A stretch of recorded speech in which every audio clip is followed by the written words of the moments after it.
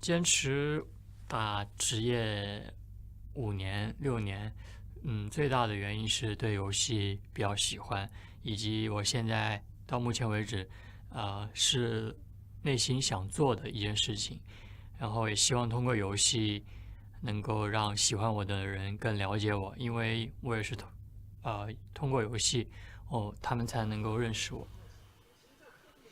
You just heard from Cool saying he's been going for love of the game, and it definitely shows. Picking up champions like Yasuo, like we said, we've seen him play them before, not always to great success on the pro stage, but now he has shown that he has absolutely adapted the champion, and he has got some really powerful skills, at least in those later fights, to win the game. Yeah, I think Cool, just talking about the length of his history, is the fact that he's continuing to improve when usually people of his age at this point in their career are teetering off and retiring. He's just getting better. He's been a hired gunman, I would say, team after team after team. Newbie after, now being on FPX, and he's still so strong, I would say. So the fact that he's coming in and outclassing Scout, the man has a few more years to go. Certainly does, showing us a lot of growth, but look at that, the Aurelia banned away. They don't want to give that over. That means Nocturne is the priority for Edward Gaming as we enter into this picks and ban for Game 3, and immediately the Lucian Hover from FPX, LWX, could be looking to play the most standard AD carry as he now locks it in and takes it away from Edward Gaming. Now you gotta wonder what EDG wants to pick for themselves in the bottom side of the map, because Lucian is just that strong. And Crisp willing to go towards the mage supports as well, the Lulu that we saw just earlier on. So, you know what? FPX giving the power towards LWX and Crisp might be the better for them. Very well could be. Now 5 seconds left on the clock for Shinyi as Camille is locked in. So FPX perhaps hoping to return towards that Camille in Game 1 and maybe redeem the performance that we saw. Kai'Sa's being hovered here by iBoy. It's not entirely out of the pale to expect the champion. It just means EDG aren't going to be looking for the full commit to that meta, the bruiser fighter. But Zoe is in fact the lock-in for Edward Gaming. Yeah, Zoe, I mean, it's tough. Didn't get banned this time around. Aurelia is the one that saw the bench. So the fact that now Zoe is available and being picked up for Scout, if you were able to witness the Demacia Cup games, Scout went off. He was actually just hard carrying on the Zoe, so he is super skilled on the champion. So yeah, Talia's not on the in the meta for him in the mid lane, but now that Zoe is super strong, he's going to be just comfortable there with that and the Rise. And we also get to see the Kai'Sa along with it for iBoy. So EDG picking themselves a pick composition. That does mean they don't have a tank or someone to really save them from an assassin, as Cool will lock in LeBlanc in the mid lane. All right, so suddenly EDG going into the second phase have to pick around the LeBlanc. Now, we've seen a few LeBlancs. This one's being picked up for the lane just to be able to counter out the Zoe. Can be put in side lanes afterwards, but can also be a team fighter. The asterisk that I put there is that if you're using LeBlanc with your early game advantage for team fights, then EDG should start to pick a lot more beefier, a lot more pick in mind, so that they can handle the assassin that tries to jump in. So one champion in mind is Ornn. Ornn is fantastic into this. The moment LeBlanc jumps in, you send out the Ornn horn, and you try to engage off that. It's not the quick response that you would see that is an immediate lockdown. Yeah. Maokai's another option, but is off the meta for now. It's been a very long time since we've seen Maokai, really. Yeah, so a lot of the question is, what is Mako going to pick as well as Ray? Those two champion picks are what's going to define what EDG's response is. And that's why we see these bans from FPX, Morgana to eliminate the Dark Binding, to eliminate that Black Shield, Rakan to get rid of the Quickness Grand Entrance, to catch out LeBlanc if she ends up looking for a quick assassination. But the last result that we saw that was able to disable LeBlanc was Skarner in the jungle, but EDG have already gotten Nocturne, and that dread, that terrify, the fear that Nocturne has takes a little bit of time to activate. So there's a large window for Cool to play around if he decides to dive in. Now, Alistar has been taken away from Crisp on this next side. It's going to be exciting to see how EDG round out their composition, because FPX, they're even picking away the Fiddlesticks with the point-and-click fear. Okay, so FPX are going all in on laning phase. So the Fiddlesticks and Lucian. Bottom lane, I wonder if EDG are going to go towards the Braum. Now the Nautilus is being picked up so they can counteract this. This is going to be interesting. Just, of course, these are all just hovers. But for me, very real, because we have seen support Nautiluses globally as a response, so they can go in for all-ins. And I think EDG do want an all-in. They do want a tank in the bottom lane so they can have the Nocturne enter the laning phase very quickly, very easily. Well, that's the Mundo. Nautilus being hovered. Even Ibai was looking for it. Leona could also be an answer. Zenith Blade for the almost immediate snare, and then the follow-up with the Shield of Daybreak to lock down any LeBlancs diving in. But that does mean that bottom lane is going to be quite scary for that Fiddlesticks. Look at that, cool. It even swaps over the Summoner spell to cleanse from the Ignite. He knows what's up. Yep, the moment that's happening. Now, obviously, he'll have the time to swap it over, but for now, he recognizes that the CC is going to be important. That seems like a support Gragas. Yeah. Very well could be. Body Slam, another great way to deal with that LeBlanc. Body Slam overrides most dashes because it applies crowd control at the end of it, so you can knock LeBlanc out of her distortion if you react fast enough. And of course, you can also attack because you have a Kai'Sa right with you. Yeah. So you use your Body Slam, you get the CC, so Kai'Sa has an entrance into the fight. So very strong snowball on the bottom side of the map for EDG, but better control from FPX really early on. Yes, looking once again for that lane priority to go back to what we heard from Clement on the desk for EDG to become the mid-game tempo team that we know from them. They have to have team fight setup, which they've got with this current team composition. They have to have a winning bottom lane. Well, now we've got the Kai'Sa and Gragas against Lucian Fiddlesticks.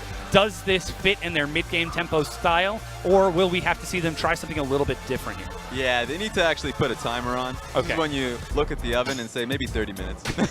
You're like, a little bit Set more that time. to 350 and let it go. Exactly. Yeah. Because right now, FPX early laning phase, bottom lane is good for themselves.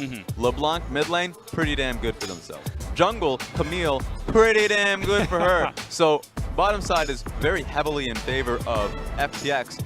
It's when you ping 6 that the questions start to arise. Because even though you can say that Lucian and Fiddlesticks are still strong 6, Nocturne will look for a gank.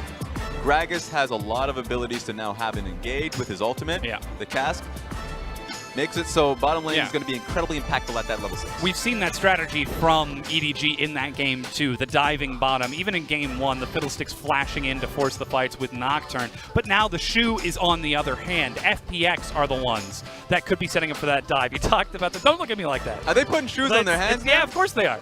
They've got their little finger shoes for each of the toes, and they're going to try and play like that. This is what happens when you don't have gloves present. Exactly. You got to be creative. But you already alluded to the fact that the jungle duo that we see on our screen is so strong. LeBlanc with the distortion ethereal chains, the hook shot flash to set up and lock someone down to allow the chains to proc, plus the strength of that pushing bottom lane means that EDG's early game is going to be terrifying.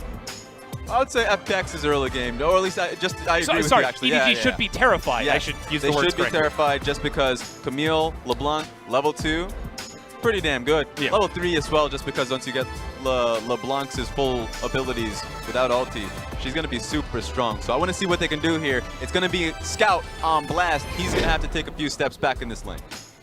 We'll have to see how Scout can recover after that Game 2 defeat, but we've loaded onto the Rift here for Game 3 between Edward Gaming and FunPlus Phoenix, looking for revenge after their Game 1 loss and trying to find some momentum after their loss earlier this week against Snake. It's Edward Gaming versus FunPlus Phoenix.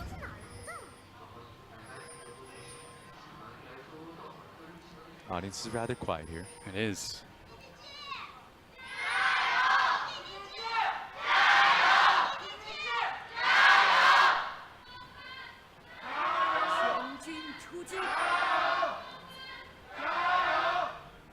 Five-point level 1, so no one really looking for an invade. I would say the team that would have the advantage in doing so would be EDG, just because Cleaver, if you're using Mundo along with you to walk into blue side jungle, and Gragas if you want to go for a body slam. So it's available, they just didn't want to do it.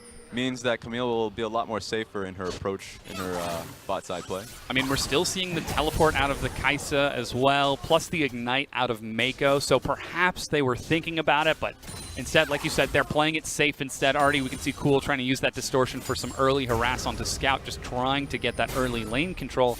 But we do have a double bottom side start from both of these junglers, as Cool is just constantly popping in on the cooldown for that distortion. Hey, this is actually really cool. Sinyi taking blue buff and going straight towards his red is not what you would expect. Level 1, of course, or at least in game 1, took red buff down towards Scuttle Crab in the opposite side of the map, and then went immediately for a play to press on towards the lane. Obviously, there was enough pressure that wasn't going to happen. But this time around, he's taking a much safer path to go towards both of his buffs. I wonder when he's actually going to be on the map to look for pressure. There we go. Well, Shinyi, he's got the double buff. He's actually gotten past the ward, and Scout is the target. He flashes back. That's the Ignite tick, and he goes down first blood. Shinyi runs around the map to get the play for himself. So this is Shinyi starting bottom side, ending up in the top side for a gank. And even though there was a ward in that bush, it was not in position to catch Shinyi on the attack. So really well played, really well designed by Shinyi to get the gank across. Completely different than what we saw in game 1. Already, we're seeing FPX look for a bit of a similar strategy in this game 3. If it ain't broke, don't fix it. Cool, put Cool on a carry and gank that lane over and over. Scout panicking with both Flash and the Ignite as he makes his way back into the mid lane. But look at this, Shinyi's on the side, but Clearlove smells the blood in the water. Clearlove has to be here. Look at the wave. That's pushing in towards Cool. The chain lands, but Shinyi follows up once again. Cool with another kill. That's the solo Q terror, my friends. At this point, you're forced in the lane, and you're going to die repeatedly. Yeah, this is the first time around. Look at it. It's not in position to catch him coming through. Shinyi is going to be able to follow through with the flash. So even though you know it's coming, you're not going to be able to get away from it. Speaking of get away from it. Yeah, iBoy's actually dead in that bottom lane, and so is Crisp. We've got 3 summoner spells burned from the FPX bottom lane, and just the 1 burned from EDG. So we'll take a look at that scoreboard once it pops back up as iBoy teleports back in with a cull. And LWX was the one who got the kill in what seems to have been a level 2, level 3 skirmish down there. But now it's 3-1 in favor of FPX. We talked about how scary FPX's early game is going to be, and now they've already got these kills to set them up even more. Let's look at what happened bottom. Looks like they went for a dive on towards iBoy. Oh, and the Dark Wind bounce. Easy dive from LWX as Crisp sacrifices himself so that his carry can get a kill. That's pretty good on the side of FPX. Sure, they used double flash to make the play happen, but that's also iBoy losing the wave as well. So CS advantage for LWX, and he gets the gold from the kill as well. Not to mention that wave control is now iBoy is forced to sit back and try and catch minions. Mako is behind them, and Clearlove is nearby at level 4. Could be trying to pull FPX out of position, but Crisp, he knows something's up. He finally sneaks out around the backside just to force Mako to clear out that ward, and iBoy will finally get the chance to push this wave in. But already this early game looked bad, and now it's gone from bad to worse. Yep, and Shinyi is making sure the early investment is paying off because he's on the bottom side of the map. Hasn't been top lane since the beginning of the game. It's only been 5 minutes, but it just makes it certain that Cool is not going to fall behind by any early gank coming in from Mako and Clearlove, which they're popular for, famous for. And so with the early kill going to LWX as well, if this continues on and if Shinyi is able to pressure down bot side a little bit longer and take control of red side jungle from the enemy team, then I don't see how EDG will be able to come back from the early plays that they're losing out from. Yeah, they really are. Scout's even missing a lot of CS here as this wave crashes in. Shinyi still hanging out in this lane. Clearlove is nearby, and now Shinyi will be spotted. Clearlove's actually level 5, but decides he wants nothing to do with it as Shinyi, with the double longsword, has a lot of combat stats despite the level advantage for Clearlove. So Cool hops away from a roaming Mako. That's the thing. That's what, if you go up against EDG, this is what you have to expect. Mako immediately moving towards the mid lane because iBoy had his base timing there. So Cool, even though he has all the pressure in the world, it's a numbers advantage in favor of EDG. Mako actually showing himself in the lane to help Scout push it in, just to make sure that Scout is safe. Again, suffering in this game 3. What's even worse is Cool is going to be able to hold the wave, and he has teleport as well. Now, I think he cleared it, but what I would have liked is, you know, hold the wave, TP back into lane, get a push across, make it so that the wave is in your favor. I hate to see that happen. 14 CS down, cooldown boots out of Scout, the Ionian boots of Lucidity, and the Corrupting Potion and Dark Seal. Scout is going all for this laning phase, all for sustain.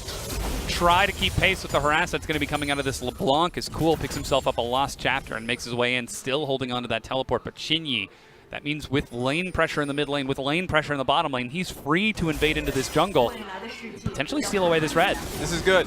Look at where LWX and Crisp are located. No, they're taking the wave, so now that they've decided not to help Shinyi out, Shinyi does need to back away. he can stick around and play the long con if you look at the aggro of the red buff. Cool hops over. Spell shield to deny it. Just calling the bluff of Clear Love.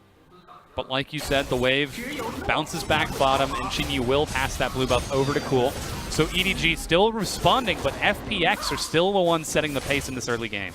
So it's just patience on the side of Shinyi that he didn't want to stay for too long because he recognized that he did LWX and Crisp didn't want to sacrifice any wave in lane. So sure, that could have turned into red buff, maybe pressure there. Clear Love looking to a response. Yeah, that's level 6 plus the cast. They got the burst damage and they get the kill. LWX goes down. Drain is not enough, and iBoy gets one. EDG, they've done this strategy 3 times in a row in game 1, 2, and 3, and every single time it has paid off. Yep, Clear Love hit 6, and you better believe he's going to go down bottom lane. They didn't even need the level 6 ulti from, there we go. Mako gets it up just off of that wave, so doesn't have 6 for himself, but it's enough damage to come across. And that will start to open up, or at least equalize, that gold difference that the bottom lane found themselves falling into. Though certainly we'll have to take a look at those aggressive combat stats. The Guinsus versus the Blade of the Ruined King, which LWX is a lot closer to finishing off. But here's that play again. Mako, no hesitation. Yeah, it's just actually impossible to see these ganks coming if you don't have the proper wards for it. When you're going up against a Nocturne, you need a ward somewhere in between the towers in the bottom lane to catch it happening. So if you can find it behind there, that's fine. Ray is way out of position trying to skirmish with Gimgoon, but over the wall is Scout. Ray is still healing up. Clear Love is fighting Cool. He's actually the first to go down as Scout is chasing down Crisp, who flashes away the auto attack, and Scout locks down the kill. Meanwhile, Ray on that Mundo still alive. Cool's clone gets tagged. iBoy, he's trying to chase up. He's got that flash as Gimgoon walks his way under the turret. Paddlestar will miss, but Cool deep in enemy territory. Sleepy Trouble Bubble lands, but Gimgoon walks it off, and Cool, he's just going on a journey. His teleport is going to be used by Ray to catch that minion wave. Void Seeker, ooh, narrowly misses. He didn't have the rush either to catch up, but LWX might be looking for the dive. That's the Bilgewater. This is hilarious. Cool is now going to dive Ray, who TP'd from the other side of the map, from turret to turret, coast to coast. He gets it and he gets the kill. The follow-up, but over the wall, flash. Clear Love shuts down Cool. At least Clear Love caught the play happening. He noticed that Ray was going to the bottom lane. He's like, wait a second. LeBlanc is going bottom lane. Follows it through. So really well done from Clear Love. Just interesting to see that all happen in front of us. Always fun chasing your opponent literally from one corner of the map to the other. But now, with all of the chaos that has just happened, it's actually evened up in kills. It's 5-5, still about an 800 gold lead for FPX, but this is going to slow down their accelerated early game a little bit, open up a bit more of an opportunity for EDG to try and get back into this. I'll say after all of that, what's really apparent to me is the fact that Cool is only stronger now. Of course, the kill that he was able to receive in the last skirmish, now he's 3-1-1 at this point in time. Wants to get Luden's Echo pretty early on in this game, so if he can get that going for himself, not only is it much harder for Scout to be able to respond to that with the item advantage that Cool has, but Cool should be able to roam towards the bottom side of the map and help out LWX and Crisp. So right now, even though that shenanigans happen, you're like, wait a second, I think FPX are just better off if they make a play on the bot side tower. We'll have to see if they decide to go for it. They've got the composition. They've got the Camille. They've got the LeBlanc. Teleport is ready for Gimgoon, and he held onto his Cannon Barrage. So perhaps FPX might have been seeding that fight so that they can look for the next one later on, knowing that that next dragon is a Cloud. Could be some more incentive for Cool and Shinyi to maneuver around the map once they manage to take that, if they manage to take that. But right now, EDG, they're stacking up on that bottom half, though the wave is pushing into them. This is really cool from Chris. So the control ward so that he's invisible in that bush, but more importantly, that means that EDG have to respect the fact that Shinyi could be there as well. Yeah. So you are making the assumption, it's a mind game, that Shinyi is possibly there. In fact, Shinyi should be there. Just taking a look at how LeBlanc is pressuring out this lane. It's a power play coming in from FunPlus. Yeah, he's tracking through the river instead. Level 7 to Clear Love's level 8, and now stepping forward with Cool. The wave is about to bounce in. That's a full health cannon. Oh, Sleepy Trouble Bubble lands. Scout over the wall, gets big damage. Again, only that lost chapter just relying on that raw scaling, but the wave is cleared out bottom. And Edward Gaming managing to hold on to that bottom tier 1. Yeah, heavy pings across the side of this map. EDG should feel happy because that play that was coming across from FPX completely pushed aside. Sinyi is not in the position to look for it. Scout. Using the ghost there, Clearlove is trying to catch up, but oh no, Cool is just out of range. Sleepy Trouble Bubble tags onto him. There's the burst, he's got a bit of shield, plus the ignite. Scout chases forward, Paddlestar in the ignite. Proc will get the kill. Yeah, you know what? Cool must feel frustrated. Just bopping right into a wall. Yeah. Tries to hop over it, didn't happen. So he could have gotten out of there scot-free, but that's just how life is. And the long chase from Clearlove and Scout to find that kill and try to shut Cool down. He's got 3 kills right now. That's a lot of the gold from FPX taken from the map. Still doesn't have enough to get the loot in Zeko, so that was just really well played. A lot of people will look at that and say, why doesn't Cool just go for the 1v1? But remember that Clearlove was immediately behind him. That would have been a 2v1 immediately. So it was just a lose-lose situation for Cool. That he was just in a bad position, nowhere near a tower, so it was just him fending for himself. And with Rift Herald being taken by Clearlove on the top side of the map, that means Bottom has to back away, give up this tier 1 turret. Crisp even going to back away so that they can give all of this solo gold to LWX. He's got himself his Blade of the Ruined King. And now blue buff is going to be passed over to Cool. But still, EDG trying to keep the pace in this. FPX, they're responding to Edward Gaming, and that's something that's starting to look a little bit scary. You never want to be the one that has to respond and answer Edward Gaming's plays. Yeah, you know, one mistake that you make up against that. Now remember what happened in game 1, where FPX were slower to rotate off of a play coming through Clearlove and Scout, and that just turns into a tower bottom lane immediately.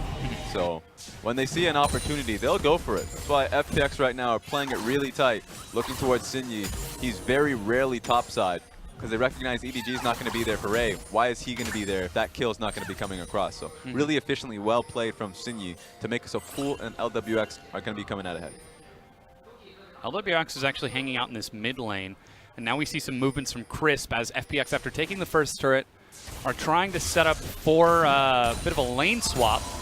Shinyi still hanging out at red. Mirrored pressure coming out here. Remember, if you're a GP team, you should be fine with these lane swap situations because you can just use your ulti defensively on the opposite side of the map. So I wonder what's going to happen. So you can see Cool trying to defend this, but he should feel rather safe here.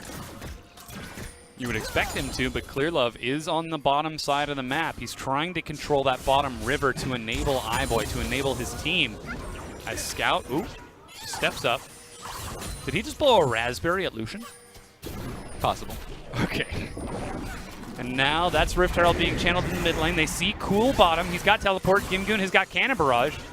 But now that they've got a little bit of damage, it's a little bit more difficult for LWX to defend this. Crisp is on the side. He's got the Crow Storm. He chases up. The target is going to be Scout in the mid lane, and he dies just to the quick burst. Teleport, channeled, and canceled by Ray. Now FPX are in the driver's seat. They can immediately look towards this mid lane tower. Looking like they're trying to scatter. I wonder where Sinyi is heading currently, because I think they recognize that EDG are going to try and defend this, and it might turn into a dive. Very well could. Cool is still sitting on that side. Still no Luden's Echo just yet, as they're pushing back, trying to trade that turret 1-for-1, and it works out. FPX find the kill and the turret. Again, a favorable trade for FPX. Yeah, that was really well done. Got to give Crisp his dues there. So that turns into a tower and a dragon just based off the fact that he got his ulti near his control ward, knew that he was unseen while doing so, and immediately follow up, burst down Scout, and you know that EDG doesn't have the damage to follow up. Slowly but surely, FPX are back in the driver's seat, starting to accelerate this. There's just the Crow Storm flash, and there is no escape. It's instantaneous, so you have to see the setup coming in from Fiddles to be able to react to that. Not seen since he was on top of a control ward, so simple as that. Crisp gets the play for himself.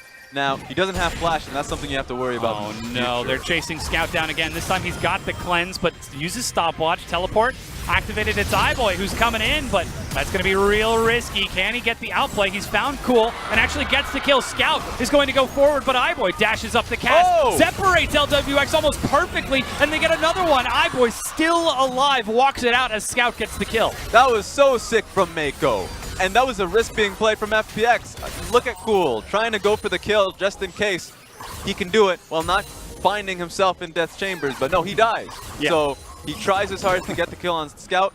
LWX was playing safely. He was trying his hardest, but of course the cast comes out, doesn't blow his flash. So 2 kills in what FPX thought it was a pretty proper situation, trying to get onto Zoe, who was alone in this lane.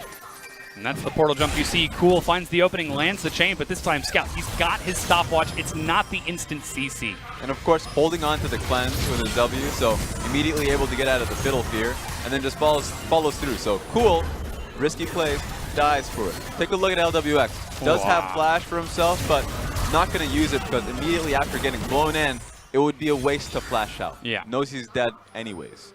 Scout stepping up with barely any health to save his AD carry and turn those kills over to EDG, but Crisp is still waiting on that side, those Mobies, to get him into unexpected situations. Clearlove and Ray hanging out in this bottom lane, looking for Gimgoon. That's the paranoia. Can they burst him down? Cannon Barrage in the middle, but Gimgoon flashes sideways and will get tracked down by Ray. Yeah, does a lot of damage early on. Remember how squishy GP is regardless, so very easy to go for it.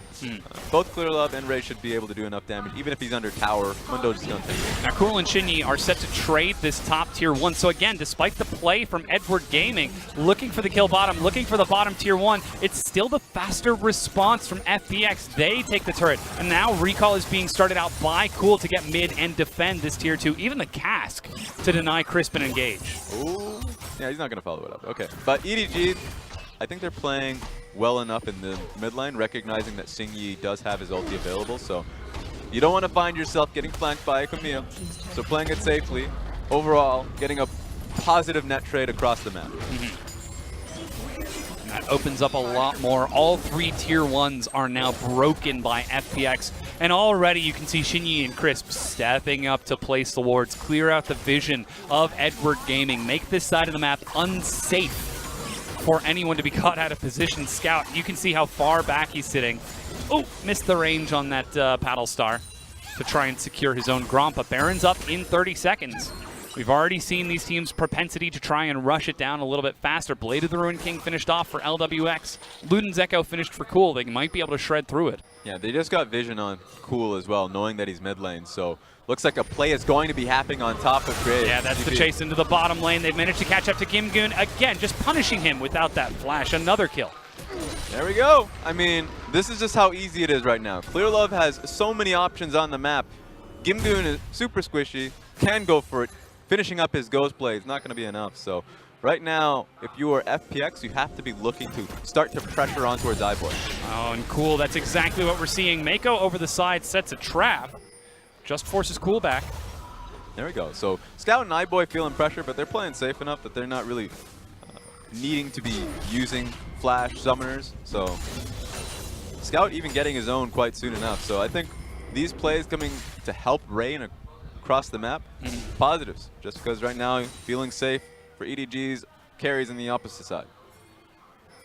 And that's something that you never want to have happen when you're playing LeBlanc. You never want the carry to feel safe. Oh! But then again, what about the support? Ethereal Chains lands. What a cast! Lines it up, and the Void Seeker, he's able to get the kill as he chases Cool down. Mako! What a... What? I don't have words, Raz. I don't have words. Gragas God, man. He recognized that Cool was going to head right back. Oh no, and Clearlove, the paranoia right on cooldown. It literally just came back up.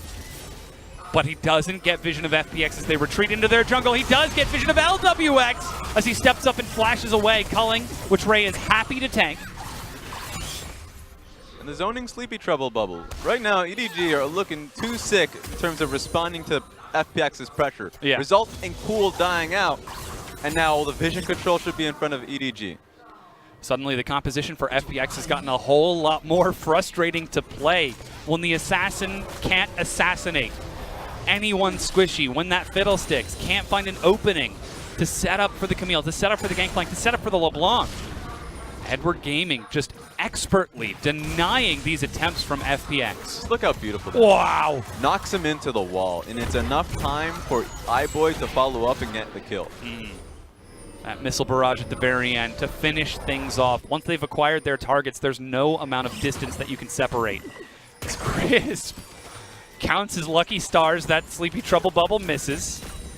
as he steps up and places a ward and immediately falls right back. FPX now are the ones trying to set a trap for Edward Gaming. Mako places the ward, does not fall for it. Yeah, even though they don't have vision on it, they do have vision on the HP bar of that ward. So the moment it gets auto-attacked, they can just jump in, look for the surprise. Cool from over the side, uses the ethereal chains to try and split push. Bottom wave is pushing for EDG, it looks like, so they just need to continue to hold on to this mid and top lane. And with Cool constantly maneuvering around, it's easy Baron control for EDG once the wards of FPX run out. What's worrying is that Mundo is with EDG here too, so they can just start up on Baron and tank it for however long they want. It's going to be on FPX or to try and push them off, so it's a little bit easier for EDG to play around this Baron. They have more options. Just playing around that top half of the map. Finally, Gimgoon heads bottom to recover and clear out that wave. He's got his Triforce, he's got Youmu's in the mid lane. Banshees has now been picked up by Cool. Not always a great sign when you see the Banshee's Veil second instead of a Magi's Soul Stealer or a Rabadon's Death Cap, or even the Morellos. But still, that does provide some AP, so Cool will still be doing some damage, just not quite as much as he used to comparatively. Yeah, man's scared of his life. He is. And he's playing LeBlanc. Is that even, it's almost like a paradox. I will say this though. Yeah. That he's recognizing that his team fight's not going to be good. Yes. Going up against EDG, that's just facts. So as long as he starts playing with 1-3s, 1-3-1s that is, if he puts himself on side lanes, then he can still kill Scout super easily. That's not a question. So as long as he commits to it, that's just fine. Well, the hard part is that now Scout has tried to counter that on his own. He's finished off Azanya's Hourglass. Is Cool still going to be able to get the outplay? We've seen the bubbles landing. Bubbles on a Banshee's Veil is the only thing. You're right. That's why Cool can play it out much better, still has flash to his name. So throw up Bubbles on top of that Banshee's Veil, and he's going to be on top of Zoe much longer. So it has to be EDG that sets the lane assignments properly so it's not Zoe matching up with the LeBlanc. And they're doing just that. Zoe right now, constantly with Nocturne, making it happen. Ray steps up for some damage onto Crisp. You can see how much that Mundo is already starting to do. Level 15, only a single level away from that full health regeneration on Sadism. But Baron is up, and EDG, the mid-game tempo team with some of the best Baron setups in the world, are starting to gather around the pit, starting to push into the jungle. Okay. How did that hit? Scout at maximum range. Mako just lands a barrel for a slow. I feel like this is the longest wall in the game. It actually is. That's not an overstatement. Cool. Overextends. There's the paranoia.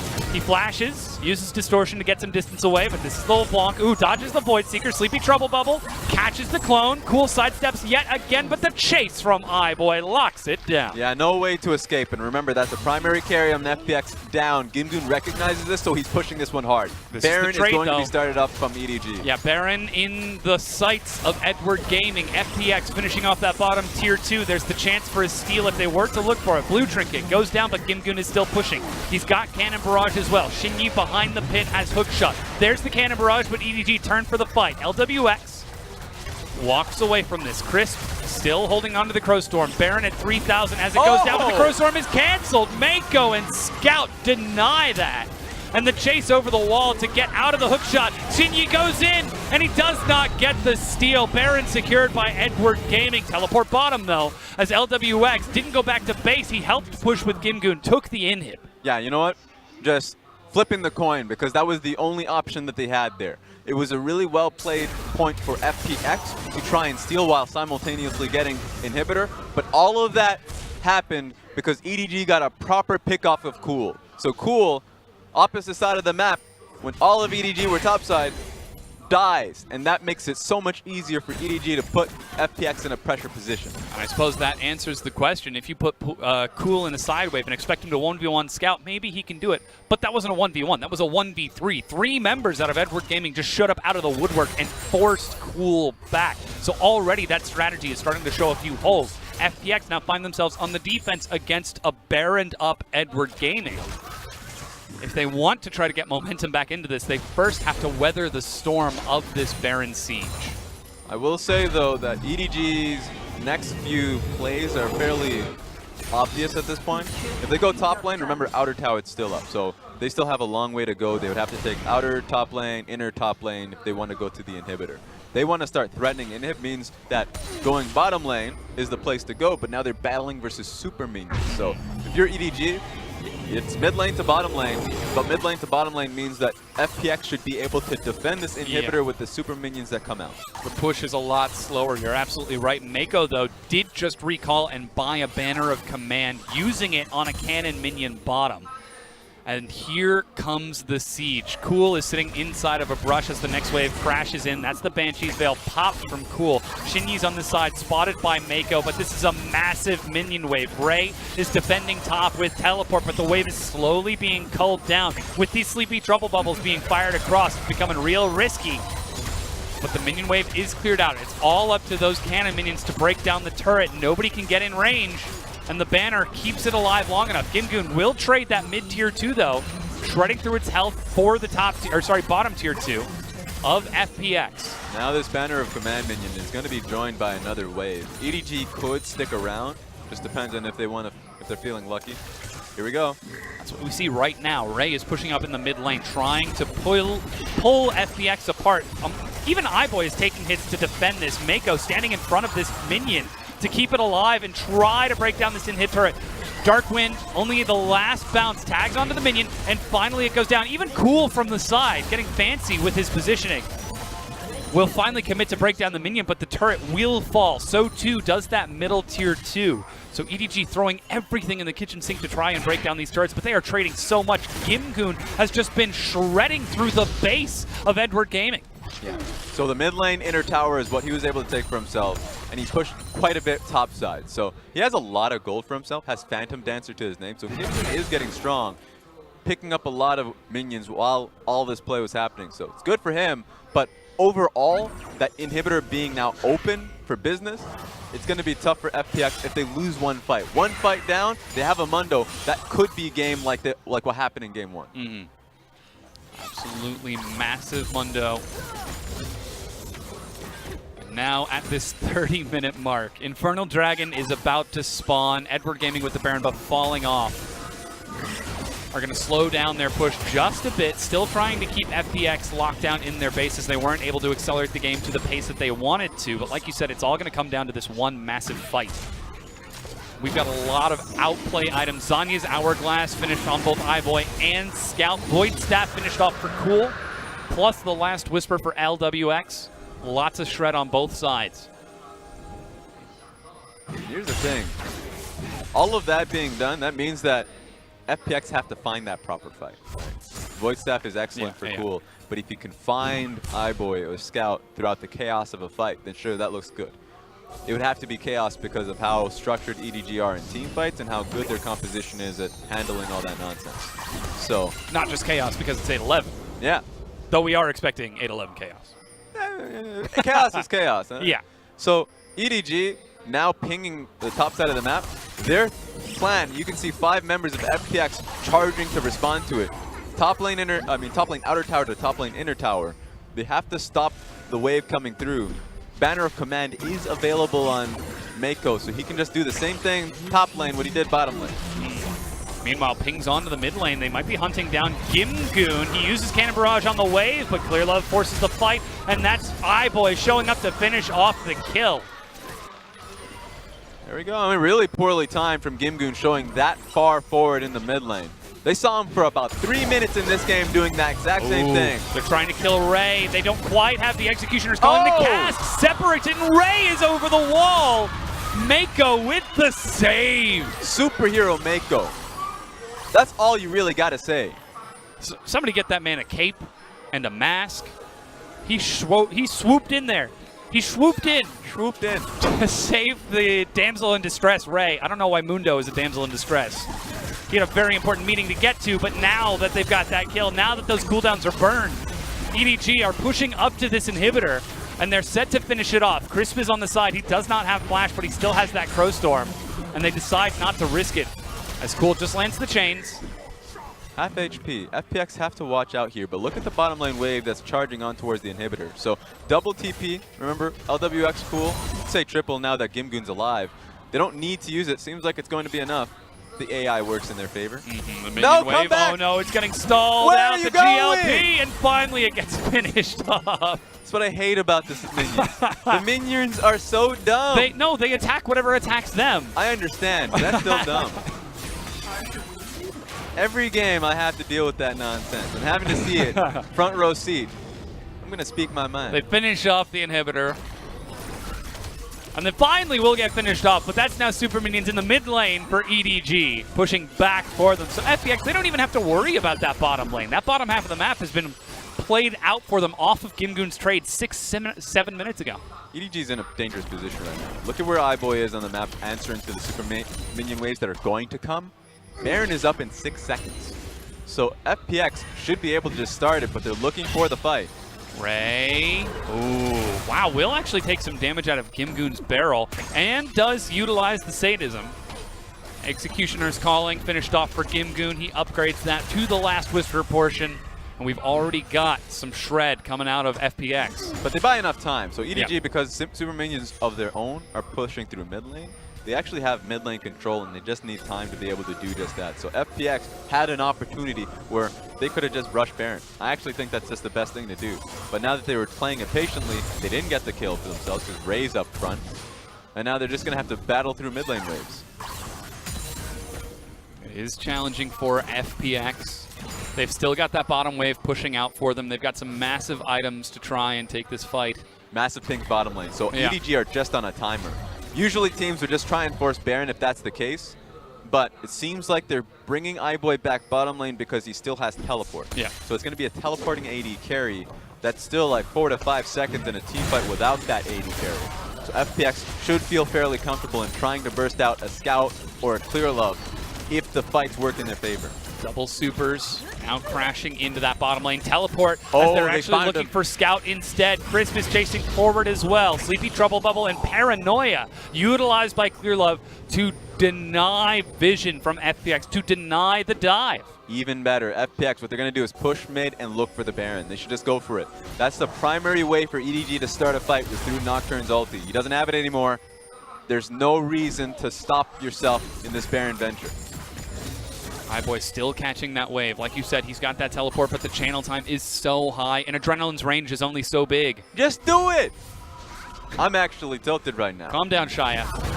They found Clearlove. They're looking for the kill instead. If they can kill him, that would be massive. That's even the Crowstorm being used, but Oh my Scout God. goes in. What a kill. That's cool on my back. He manages to get in there, but iBoy still teleporting in. That cooldown, like you mentioned, Void Seeker misses Ray. Doesn't have any crowd control to apply. He's around the side, but iBoy, he's looking for the 1v1 versus Cool. Ray healing up as best he can. Black Cleaver is not going to do enough to shred through Ray's health. Cool. Misses the ethereal chains. Does have the second one though. Darkwind bounces. They get the silence, but that's going to be the kill onto Crisp as Cool hops away. This is getting iBoy hectic. chases it down. He gets the duel again. And look at the death timers. 50-second on LWX, and you look at the side of EDG, 20 seconds on Scout. Once they come back online, EDG can go for the Baron once they clear out bottom lane waves. So out of all of this nonsense, EDG comes out ahead. In a position where FPX should just start Baron, por favor, please. Just do it. What are they even looking for at this point? Yesterday you said tomorrow, but today they don't do it, and it's costing them. That's double Rabadon's now finished off for Scout and iBoy. They're even more massive after that last fight, scaling stronger and stronger, and the map will reset. So just where the frustration comes out, iBoy's bottom lane. Nocturne doesn't have ulti. They're going so hard in, all in on this blue side jungle fight. Sure, Mako plays it phenomenally. Look at how this 3-man knockup. So he plays it very well.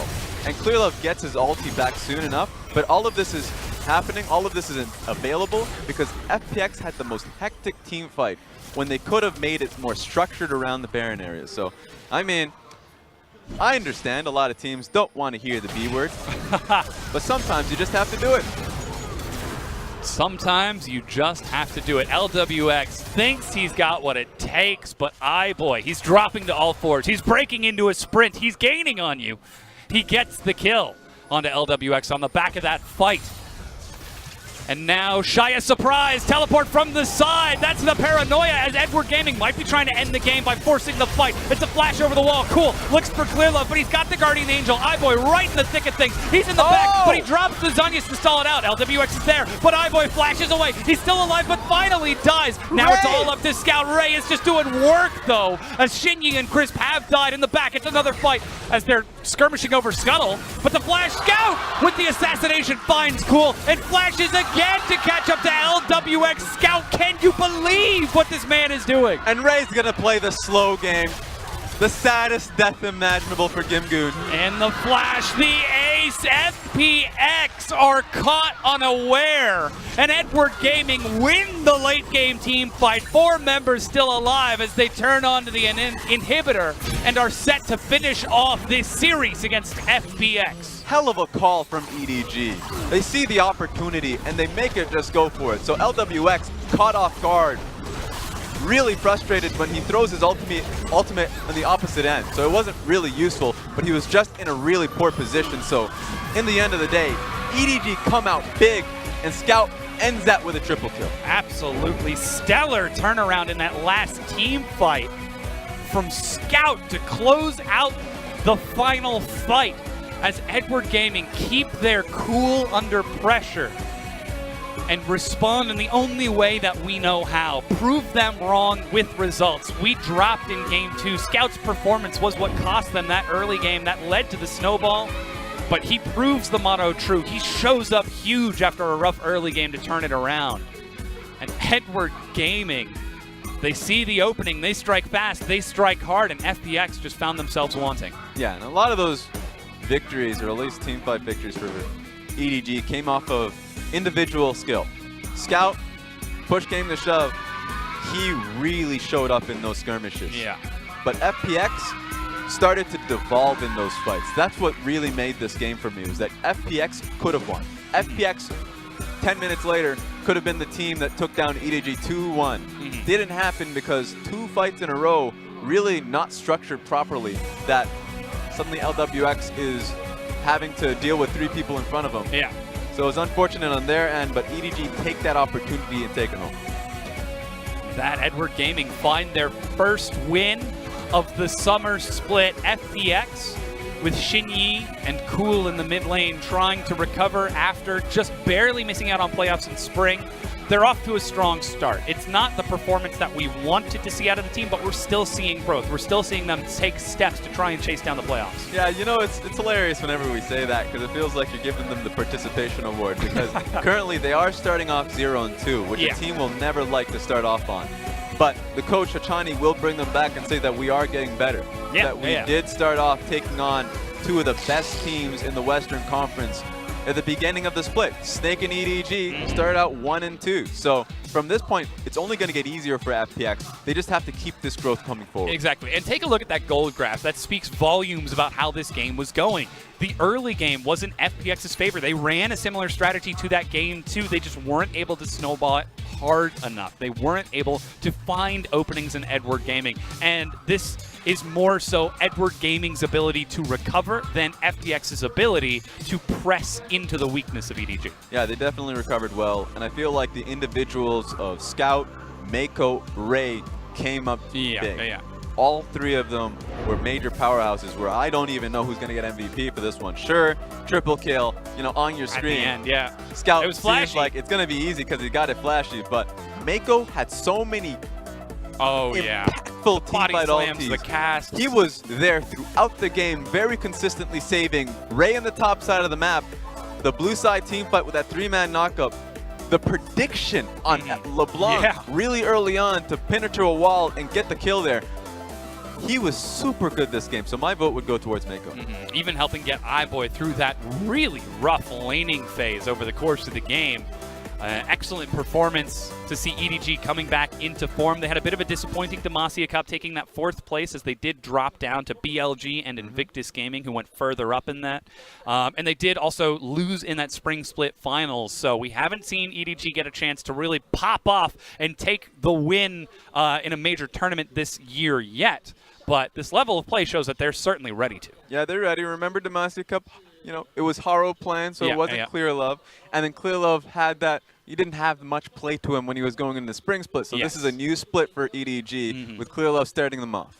Absolutely showing that he's been practicing with the team. And with that win, Edward Gaming are now ready to advance further into the summer split. That said, we are now ready to advance over to the analyst desk to break down that EDG win.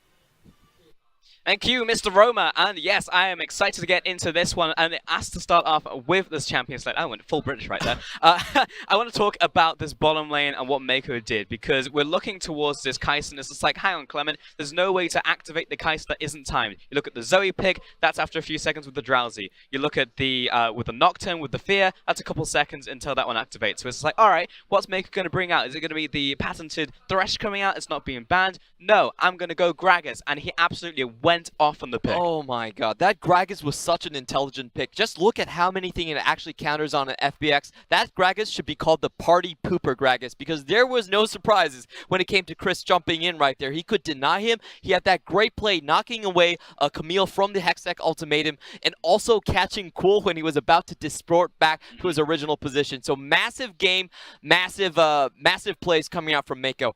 I do have to say, however, I'm not a huge fan of this EDG draft. I actually think that they gave up on a crucial point in this meta, and that's the pre-6 contest onto Scuttle. If you look at this composition, they took the Nocturne and the Zoe first, so their mid-jungle duo was already fairly exposed. There was nowhere to hide them, and that gave a lot of chances for FPX to actually snowball. You just pick 2 counter picks, and they did run the early game. Now, while it did work for EDG in the end, I actually think against a lot of other teams, this won't be such a good idea. And I want to move on from that point to the biggest thing I felt like FPX did not do correctly. They had a pushing bot lane. They had 3 kills on that LeBlanc. Shingy was far too timid to walking inside the bottom side of EDG's jungle. He actually just never did it. He got hit by one bumble once. It did not try it afterwards. You should be able to snowball that kind of game into a straight victory. That's not a terribly difficult thing. That should be a very clear-cut path to victory, but I just didn't think Shingy had the coordination with his team or the courage to pull it off. I mean, for sure. I mean, when you have Camille in the first place, that's like you need to make some plays on the map. At the same time, you have Lucian, you have multiple power picks right here,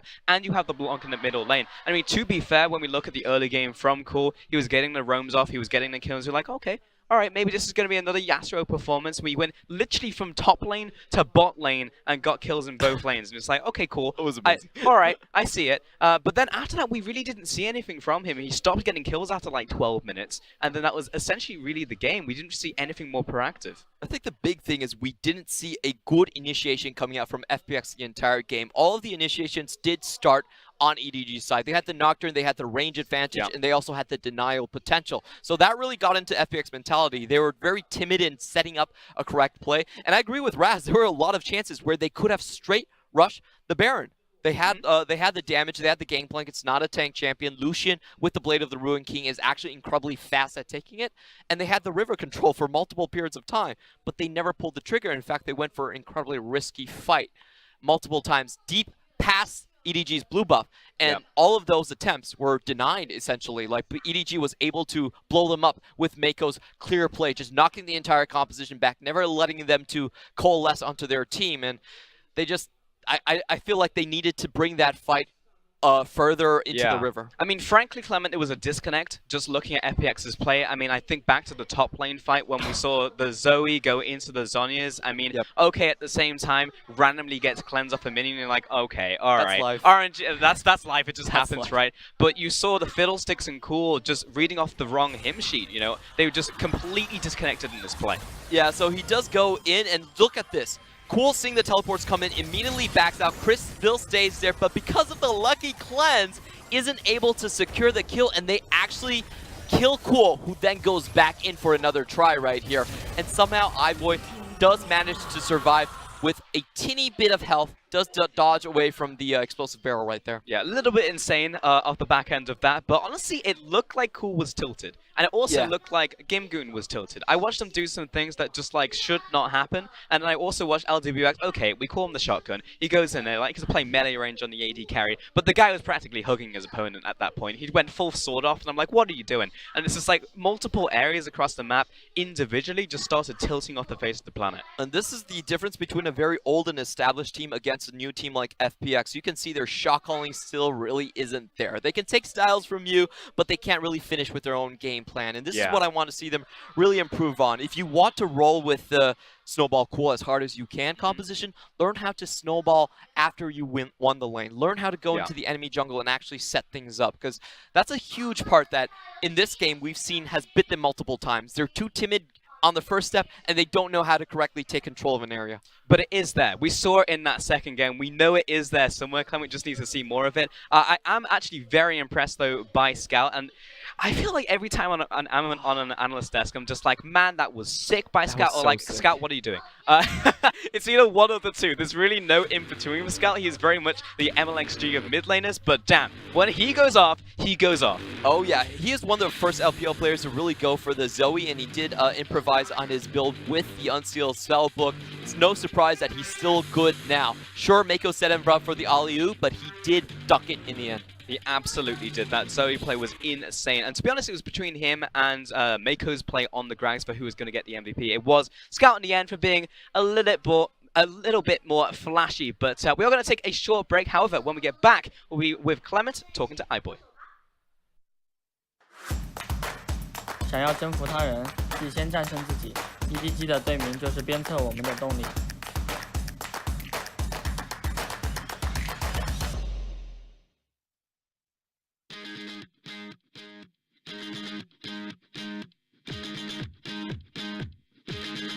When I get old, I remember this day when we scrolled and just felt okay with nothing I've been done. No, nothing's really done today. Oh yeah, feeling breezy and easy. It's a beautiful day. And I'm gonna be just fine. Yeah. It's a beautiful day. And I'm gonna be just fine. When I get old and a million worries unfold, I will take this walk and do absolutely nothing. Breathing in the loving life. Oh, 'cause whatever will come, if you stand by me, I'm alright. And this life won't be such a fight if we're together, baby. Then the sun shines bright. Oh yeah, feeling breezy and easy. It's a beautiful day. And I'm gonna be just fine. Yeah. It's a beautiful day. And I'm gonna be just fine. It's a beautiful day. And I'm gonna be just fine. Yeah. It's a beautiful day. And I'm gonna be just fine. Hello everyone, welcome to the post game. My name is Clement Chu, and with me is the cute as ever iBoy. iBoy, can you say hello to everyone? iBoy, 你可以跟大家打声招呼，我的错。大家好，我是艾波。 Okay, so my first question for you, iBoy, is that this is actually the first time that you've selected Kai'Sa in an LPL game. Now, previously, EDG has really worried about you winning your lane, so Kai'Sa was never a champion you guys considered. Can you talk about what has changed and why the composition has allowed you to go for this pick?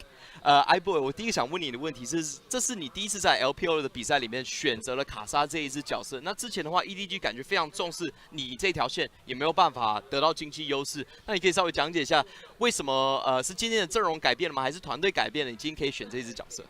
我觉得是上次德杯打完之后，我们队做了一个调整，因为觉得这个版本对线不是特别重要，可以靠打野或者沟通来解决。 Okay, so After Demacia Cup, our team made a discovery, and it's that laning phase is not as important as it was before. You can actually patch up laning phase deficits with the jungler and with communication. And that will lead into my second question, because we have finally saw Clear Love starting out the split for you guys. Now, previously Mako was known as the main shot caller of the team. Now Clear Love is back. How does this team function in terms of the shot calling? What is the structure like? 那第二个问题，我想问说，你们也提到了沟通跟这个打野嘛？那这是我们这一次看到，就是厂长第一场就直接开始回到比赛。那之前的话都是田野在做主高，现在厂长回来的话，你们沟通的这个体系大概会变得什么样子？上次就是德杯失利之后，我们队就是做了一个调整，每个人就要分担自己的位置，就是打野就是提供对面所有的信息，然后辅助来做决定，就是怎么样进行。Okay, so after Demacia Cup, we also came to a revelation, and that is that everyone is responsible for providing information on their own position, and they will talk to it mainly through Clear Love. And Clear Love is going to take that information and give it to Mako to make decisions further down the line. My final question for you, iBoy, is that you did say in the teaser that you were a little unhappy with your trash talking in the spring split. Now, I want to give you an opportunity to practice on your trash talk. Me and Raz think that SMLZ, and not you, is the second best AD carry in the LPL behind Uzi. Only Frostkern will stand up for you. Do you have any trash talk for me and Raz? 最后一个问题，我想问，就是说你在这个预告片的时候有讲到，就是你觉得你在春季赛的这个垃圾话讲得不够好。那我现在想给你一个机会，我跟 Raz 的话认为，LPL 第2 AD 应该是司马老贼，只有猫猫愿意说是 iBoy。你有没有什么垃圾话想对我们说？我觉得我现在就是上次打完德杯之后，说实话，我的表现很差，但是我觉得我现在会做得越来越好，就是就是 UZI 之后。最强 ADC 在 LPL. Okay, so bold statement from iBoy. He said that Demacia Cup, that was just a bit of a slide. Wasn't my best performance, but I will continue to improve, and I will be the second best AD carry after Uzi in the LPL. Thanks for the interview, and we're going to go back. Don't go anywhere. We still have 2 sets of games this night. 过去的荣光就留在记忆中 ，WE 要追逐新的胜利。